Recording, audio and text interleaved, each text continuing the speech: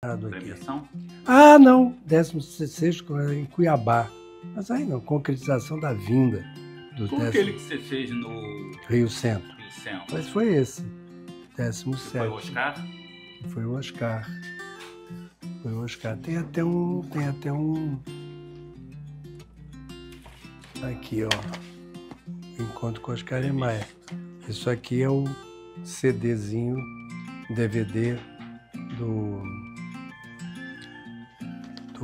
17º, ele lá falando.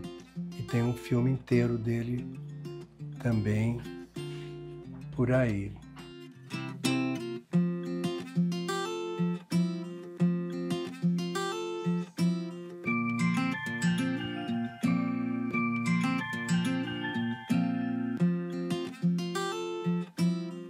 Bom, quando eu apareci no IAB, eu ainda era estudante, né? Eu entrei na Faculdade de Arquitetura da UFRJ, lá no Fundão, em 1972, saí em 76.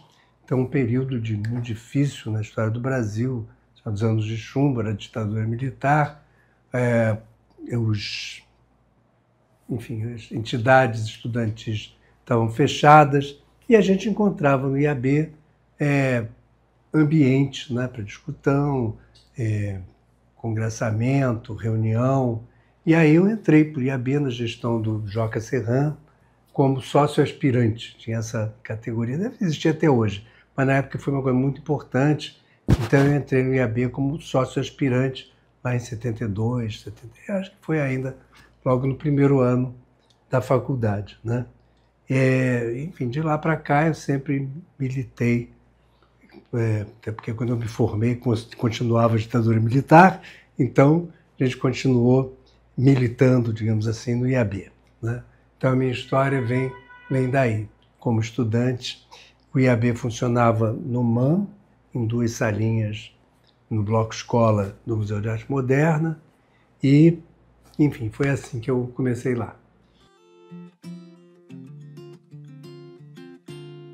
Foi em 99 ou 2000, mas foi na passagem do milênio, digamos assim. Da gestão do Pedral, terminando a gestão do Pedral, eu entrei e ainda na gestão do Pedral eu inventei um negócio que foi o Informe. Assim, a comunicação naquela época não era o que é hoje, mas já existia internet, né? E-mail era o grande barato da ocasião. Eu me lembro que até assim, placa de obra, eu copiava o e-mail do sujeito para ampliar o nosso leque, né, de oportunidades, enfim, nosso nicho de comunicação. E aí a gente fazia um e-mailzinho, que era um e-mail mesmo, não tinha nem ideia de newsletter, não. Era um e-mail onde a gente mandava, não tinha foto, não tinha nada, mas isso deu um salto de comunicação entre o IAB e os associados, ou quem não era associado também, mas que iria se aproximar, e com isso os eventos passaram a ser mais conhecidos, mais frequentados e tal. Foi uma coisa importante, e acho que o que me cacifou para ser presidente do IAB foi essa ideia do Informe, né? Essa coisa da comunicação e tal. E que quando eu entrei nesse ano, que não me lembro mais se foi 99 ou 2000, acho que foi 2000,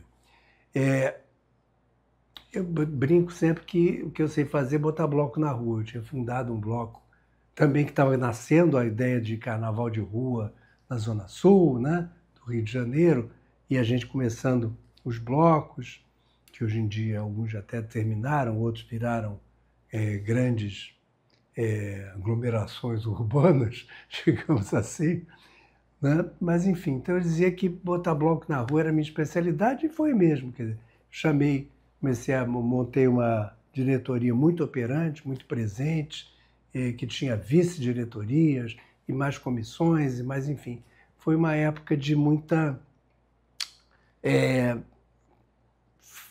digamos, de bloco mesmo, né? Quer dizer, eu delego muito, cobro muito também, mas delego muito a cada um que fazendo, e funcionou muito bem esse princípio da da minha gestão.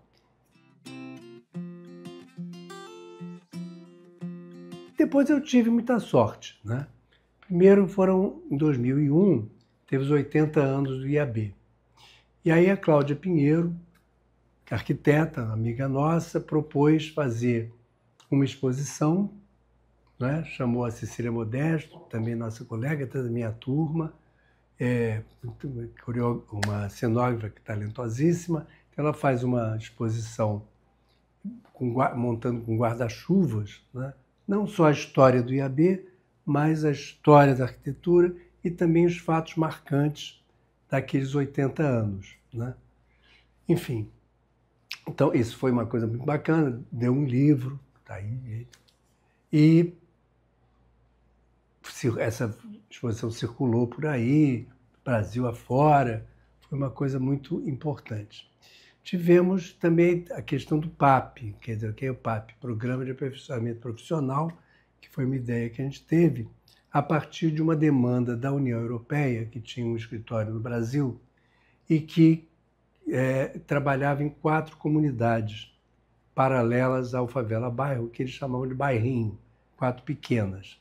E eles sentiam na União Europeia, nesse escritório da União Europeia aqui no Rio, que precisava trabalhar não só o que o Favela Bairro já trabalhava, que era infraestrutura urbana, etc., mas também a moradia, onde o programa oficial não entrava. Então, se fez um seminário na Caixa, a gente teve uma participação importante, criou uma metodologia e tal, e aí ficou aquela boa. E agora quem é que toca? Eles tinham uma grana para fazer os projetos e aí eu arrisquei, né? Que tal o IAB? Aí o cara disse, ótimo, porque é organização sem fins lucrativos, vocês têm expertise, etc e tal. E aí, bom, a expertise que a gente tem era relativa, a gente nunca tinha feito o projeto em si, nem era o caso, não era o nosso objeto de trabalho. Então, se imaginou fazer esse programa de aperfeiçoamento profissional, ou seja, não com salário, mas com bolsas, né, de estudo. Por quê? Porque a gente entendia também que os candidatos, uma vez escolhidos e selecionados, eles precisavam ter, enfim, o preenchimento de algumas lacunas que a Faculdade de Arquitetura não preenche, né? E que para ir enfrentar essa nova realidade, quer dizer, como é que se trabalha em comunidade atendendo pleitos de moradores reais, né?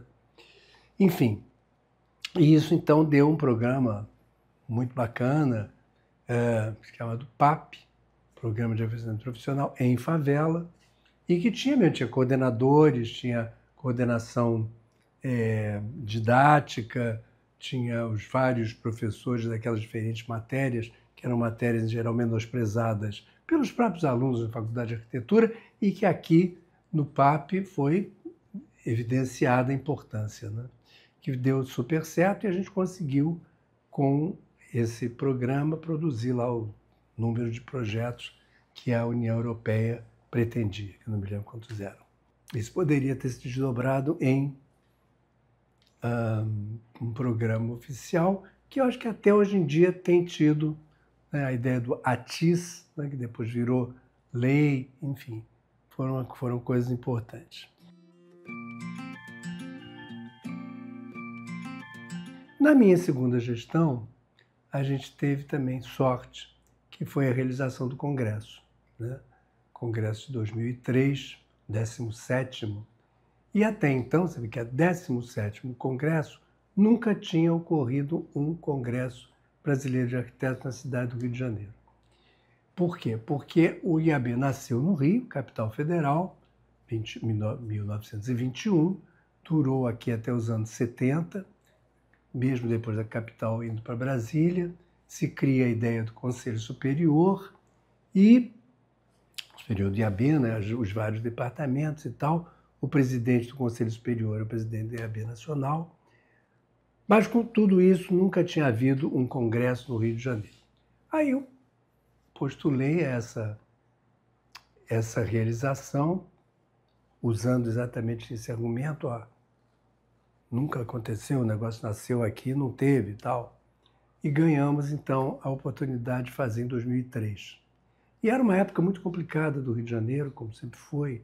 Não tem essa era complicada. Quando é que foi simples, não sei, mas eu não peguei essa época simples do Rio. Mas nesse ano, por exemplo, passa um cara de motocicleta e metralhou o Hotel Glória, por exemplo, a furada do Hotel Glória. Então, daquilo, claro, reverberou no Brasil inteiro, Rio de Janeiro, lá, lá, lá. Então, fato é que o Congresso foi acontecendo, quer dizer, a ideia do Congresso foi acontecendo e as inscrições não chegavam. Fato é que dias antes do Congresso acontecer, nós tínhamos 500 inscrições. Aquilo não pagava nem as pastinhas do Congresso, não pagava nada. Aí mas tinha um Congresso super bem organizado. Sônia Lecoq, que era coordenadora do comitê científico, tínhamos bolado um esquema e ela trabalhando com 200 mesas redondas, 90 palestras, era uma coisa assim sensacional. Mas, e eu lá segurando, né? Não pode, quer, não queira, porque não tinha dinheiro, não tinha e tal. Aí fizemos o que foi possível, né? Com muita loucura também, vamos pegar o Rio Centro, imagina. O Rio Centro a gente paga depois, né? Então, mas ainda assim, enxuga, tira o pavilhão e tal, acabamos ficando uma coisa pequenininha, quer dizer, bacana, mas pequena, não era mais o Rio Centro inteiro. Os meus sonhos de grandeza ia ter tudo, né? Uma exposição fantástica e tal. E isso começou a não acontecer. Um belo dia a gente estava no Hotel Novo Mundo, que nem existe mais, numa reunião do Conselho Superior, dias que antecede por dias o Congresso, e começa então, já tinha celular nesse tempo, e ela diz, olha, estamos com um problema aqui. Qual é o problema? É que tem um engarrafamento impressionante no Catete. Catete, para quem não sabe, é o bairro de Tauiabê, na rua 2 de dezembro, e um engarrafamento inexplicável.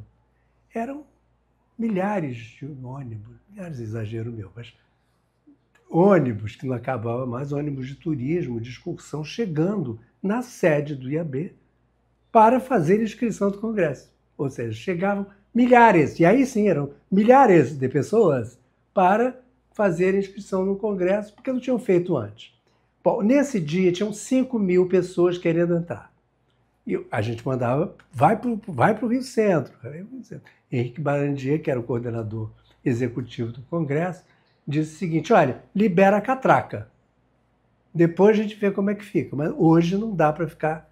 Liberou, então. A gente nunca soube quantas pessoas entraram. Sabe-se depois, pelo número de inscrições, que tinha pelo menos 5.000 pessoas. Mas quantas foram, na verdade, nunca se soube. Isso foi um sucesso, de fato, e não havia pastinhas para todos, porque eu tinha cancelado boa parte das encomendas, por falta de dinheiro, mas o Congresso em si foi uma maravilha, né? O tema, na ocasião e hoje, muito atual, era arquitetura em face da globalização essa que está sendo tão discutida por conta do presidente americano fazendo o que faz. E, enfim, nós trabalhávamos a ideia da arquitetura com aquelas várias vertentes, né? Quer dizer, a globalização cultural, tecnológica, socioeconômica, né? Física, e, enfim, e a arquitetura, como é que isso circulava. Então foi um congresso muito importante e um momento para mim de vida, né? O Oscar Niemeyer, quando entrou no Rio Centro, parecia um show de rock. Teve menina que desmaiou. Aquela coisa assim, show de rock mesmo. Ele, maravilhoso e tal. E o congresso teve o nome do Lelé, que também fez Luiz Figueiras Lima, fez uma palestra fantástica. Enfim, então foi um momento de muita grandeza, muita humanidade. Foi muito bacana.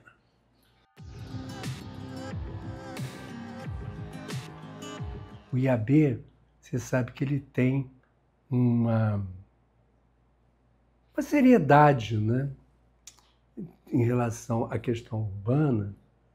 Ele é muito ouvido, né? Então, no caso dos apart-hotéis, houve uma lei, uma mensagem do prefeito à Câmara, criando o apart-hotel que até então não existia no Rio de Janeiro. Obviamente que ninguém é contra apart-hotel como forma de moradia temporária, enfim, não importa. Mas quando a lei vai, a mensagem da lei, né, vai para projeto de lei, vai para a Câmara, alguém lá, um vereador, teve a ideia de dizer que, para efeito da legislação urbanística, os apart-hotéis eram equivalentes a hotéis.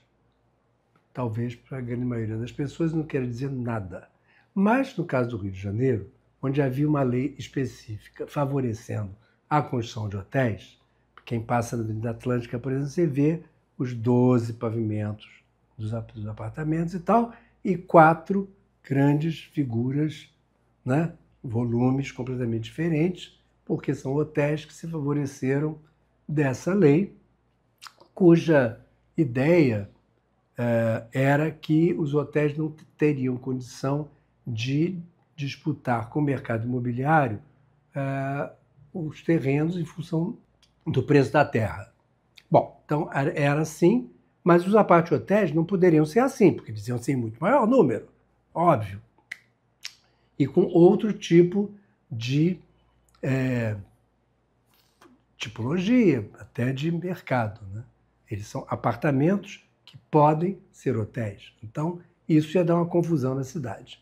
Então, nós alertamos isso e tal, e aí a Câmara de Vereadores, isso virou uma coisa até meio satanizada, porque aí cancelaram completamente a lei de apart-hotéis, ao invés de cancelar só essa questão, cancelaram, os apart-hotéis ficaram satanizados e tal, as kitnets, e agora fazem aos milhares, mas enfim, isso foi uma coisa que a gente protagonizou, não querendo satanizar os apart-hotéis, mas alertando para essa distorção urbanística, né? E depois, quando veio as APACs, na administração seguinte, a primeira foi a do Leblon. E a gente também alertou que estava se criando, na verdade, uma lei urbanística através de uma questão do patrimônio histórico. E isso ia causar uma confusão, que causou mesmo.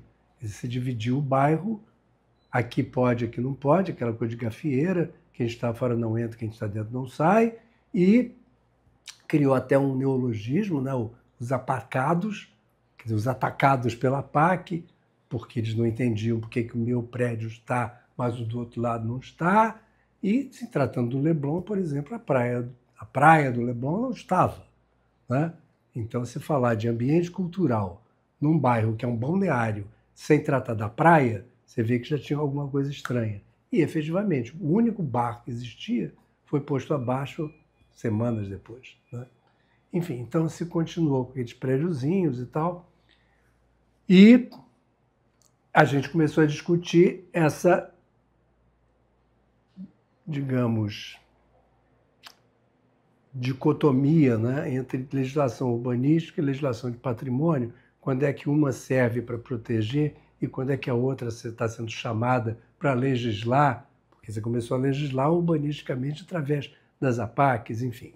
Isso foi uma coisa que a gente também discutiu e é óbvio que, da mesma maneira que nós não somos contra a apart-hotel, também não éramos contra a PAC, muito menos contra a proteção do patrimônio, que sempre foi uma das bandeiras do IAB, né?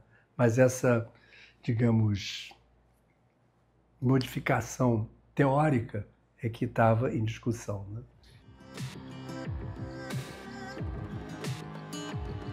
Bom, o IAB tem um histórico na discussão sobre a questão do urbanismo, que como não poderia deixar de ser, somos profissionais disso, mas eu pego uma revista aí do IAB de 1936, aparece lá o nosso presidente da ocasião dizendo do absurdo que era painéis luminosos nas encostas do Rio de Janeiro. E ele já fala de patrimônio paisagístico, por exemplo, né?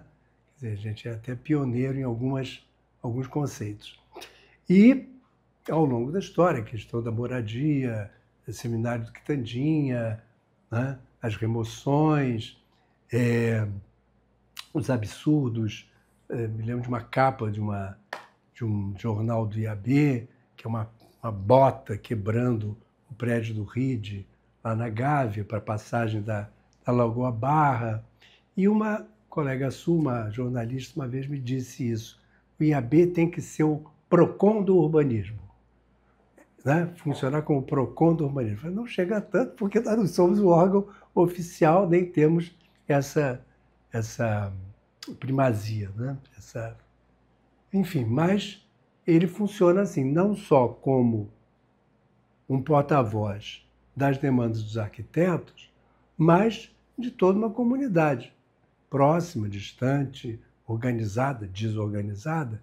Ele passa a ser uma caixa de ressonância também dessa moçada, né, que vai buscar no IAB, eu não chego a dizer que um PROCON, mas uma voz atuante, um ponto de vista técnico, embasado, né?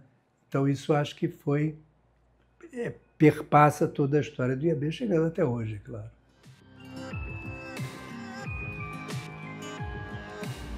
Uma das questões que a gente levantou também na nossa gestão, que deu uma polêmica muito grande, foi quando a prefeitura da ocasião quis trazer um arquiteto de renome internacional para ocupar, fazer um museu, acho que era um museu, no Pier Mauá, né? E a gente se mostrou que aquilo era um absurdo, porque, primeiro, que nós temos talento suficientemente no Brasil para, enfim, entregar um projeto daquela natureza. Segundo, que a gente sempre brigou para ter concurso público, ainda mais numa obra que seria emblemática. Além do que o Rio de Janeiro já tem emblemas suficientes para se apresentar ao mundo, né? E aí houve essa briga e tal, e aí o concurso público, que sempre foi uma bandeira do IAB, hoje se apresenta, quer dizer, ele continua válido. Mas eu acho que a coisa piorou de uma tal forma que ele até parece uma quimera. Por quê? Porque as contratações públicas eram baseadas numa lei de licitação 8666. Na administração do presidente anterior ao nosso, atual, foi criada uma lei nova que só entraria em vigor 2 anos depois, ou seja, ela só começou a vigir de 2024 para 2025, que é essa lei atual, que é um desastre, né? Hoje você vê a maioria dos projetos de arquitetura ou associados à obra, né, tal da contratação integrada, ou licitado por pregão eletrônico, né? Então, nós vivemos o pior dos mundos. Quer dizer, diante disso, o concurso passou a ser quase que uma quimera. Hoje em dia, já quero licitação de técnica e preço, já é uma maravilha, né? Porque hoje em dia nós estamos trabalhando sob a égide do pregão eletrônico. O vencedor no preço vai lá e depois é que ele se habilita, né? É uma maluquice. Então, essa luta do IAB tem que ser retomada e agora eu acho que até com mais vigor, porque estamos vivendo a insensatez no campo das contratações públicas de projeto, né?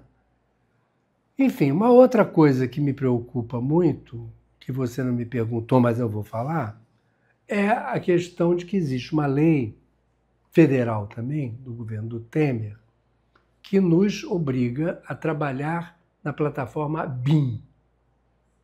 Para trabalhar para o governo, qualquer um, eu tenho que ter BIM no meu escritório. Bom, o Brasil não tem BIM como fabricante. As plataformas BIM se utilizam de programas internacionais. Ou seja, eu passo a ter, para atender o meu governo, passo a ter a necessidade de ter um sócio internacional, que me cobra em dólar, que faz assim, né? Então, se o dólar já foi igual ao real, hoje custa 6, né? 5 e pouco, 5 e muito. Então, também é o pior dos mundos, porque o governo federal ou me atira na pirataria, o que é uma coisa horrorosa, né? Para ser profissional, para ser criminoso, ou eu passo a sustentar um milionário, bilionário, trilionário no Vale do Silício, né? Por força de uma lei brasileira, que, ao entregar algo em plataforma BIM para o meu cliente, a maioria das vezes ele não tem sequer como abrir. Porque não tem também a tecnologia, não tem o software, não tem o hardware, não tem prefeitura que ainda pede coisas em CD. Aí quando você entrega o CD, ele não tem como abrir o CD. Enfim, vivemos esse momento de muita modificação rápida, né? E tecnológica, enfim. Mas eu acho que é outra coisa também que os nossos governantes e as nossas entidades profissionais têm que olhar com carinho. Ele podia se organizar, Confia, Cal, universidades, né, para dar uma melhorada nesse nosso ambiente tecnológico de projeto, que ninguém mais vai voltar a fazer projeto com normógrafo, né? A idade da pedra, a idade da pena já acabou. É uma boa, né? A idade da pena, gostei. A idade da pena já acabou. Mas a gente tem que ficar mais taludinho, mais esperto, porque um sócio internacional, considerando a escala de trabalho dos escritórios de arquitetura, em particular do Rio de Janeiro, São Paulo é um pouco melhor, muito melhor, mas do Rio de Janeiro a gente não tem condição de ter um sócio internacional.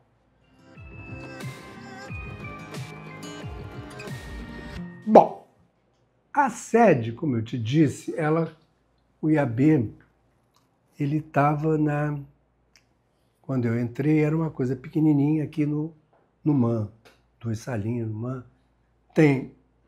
Temos uma sede própria, histórica, do edifício São Borja, da Avenida Rio Branco. Quando o bicho aperta, o IAB vai para lá. Mas na administração do Conde, Luiz Paulo Conde, que foi nosso prefeito mais tarde, ele se muda o IAB do MAN para uma casa na rua Conde de Irajá, em Botafogo, que não existe mais também, a casa foi abaixo. E pela própria dificuldade de se alugar, pagar o aluguel, etc., começou a se sentir a necessidade de ou voltar para São Borja ou ir para frente, né? Ter uma sede própria.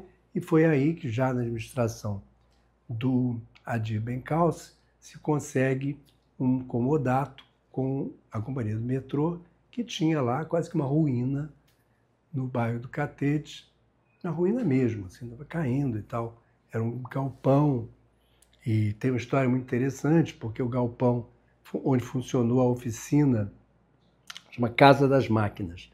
As máquinas eram as máquinas que geravam energia para os bondes da Light. Foi a primeira linha eletrificada da América Latina, ligava o Largo do Machado com o Largo da Carioca. E ali funcionavam as caldeiras, Casa das Máquinas. Obviamente que isso foi perdendo o uso, entrou a eletricidade propriamente dita e tal, e a Casa das Máquinas ficou lá abandonada, foi invadida, desinvadida, desocupada. E aí o IAB consegue esse comodato, e eu diria que aí é um corte, né? Um corte epistemológico, quer dizer, aquele IAB pequenininho vira uma coisa importante para a cidade como um todo, a partir da sede, né? Eu até quis fazer, nesses 80 anos a que me referi, uma homenagem a Olga Veljovsky, que foi a arquiteta do metrô, que conseguiu também a simpatia do órgão, né, nesse casamento feliz com a administração do Adir Bencalce. Então, o salão, deve existir ainda uma placa lá, falando da contribuição da Olga Berjovsky na sede, né? Essa sede, pelo tamanho dela, pela composição, depois na administração do Janot, teve chamou Rio 92, Eco 92. O Comitê de Imprensa Internacional funcionava ali. Então, aquele muro foi posto abaixo, ficaram assim, era um mar de containers, antenas, satélites, não sei o que e tal, funcionava lá. E aquele auditório foi feito para as coletivas, entrevistas coletivas da Eco 92, cujo fórum social, digamos assim, era no Aterro do Flamengo. Era tudo muito perto e tal. Então teve esse momento também de crescimento em 1992, na administração do Janot. Bom, então é isso. Então acho que a partir daí o IAB pôde assumir um papel político e cultural muito importante, né? Atraindo e produzindo eventos culturais da maior importância, mas também recebendo desde manifestações muito, digamos, singelas, como, por exemplo, um grupo de terceira idade que ia cantar lá na parte da tarde, né? Cantavam felizes e tal, no auditório, tipo, sei lá, terça-feira, 4 horas da tarde. O auditório está vazio, mas aí estava cheio com eles. Até feiras importantes e tudo aconteciam lá, né? Então, eu acho que ela tomou um vulto para a cidade, que, se você pensar, ela é vizinha do Museu do Telefone, que foi, inclusive, um projeto oriundo de um concurso que começou na administração do Pedral, terminou na minha, do museu, né? Você tem o Castelinho, logo a seguir você tem o Museu da República, ou seja, você tem um corredor cultural do Catete, que eu acho que a prefeitura podia ser mais atenta a isso, ter um foco mais coordenado ali, tendo o IAB tão favorecendo isso, né?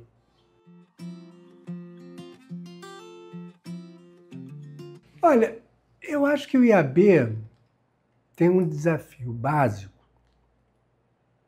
que não é novo, que eu chamei a atenção já em alguns momentos, que foi que o IAB é o grande bastião na luta pela separação dos arquitetos do sistema CREA-CONFIA. O surgimento do CAL coloca para o IAB, se por um lado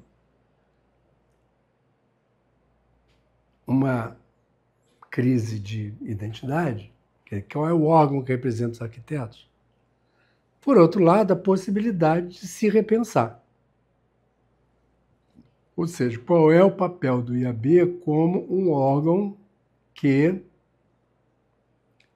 congrega os arquitetos que querem dele fazer parte, né? E que missão passa a ter esse órgão? Ou seja, eu acho que o IAB, em presença da existência do CAL e, ao mesmo tempo, das severas questões que se colocam para o trabalho do arquiteto hoje, que perdeu o glamour, que perdeu, digamos, a batalha por a cidade mais inclusiva, né? A cidade do Rio de Janeiro, em particular, é um negócio, né? A própria discussão com as prefeituras. Então, a gente vive hoje um problema grave, né? Desafio grande para o trabalho dos arquitetos. Então, acho que é um momento bacana para o IAB se repensar e dar uma resposta para si mesmo e para isso tudo que se coloca hoje na sociedade brasileira, né? Internacional até.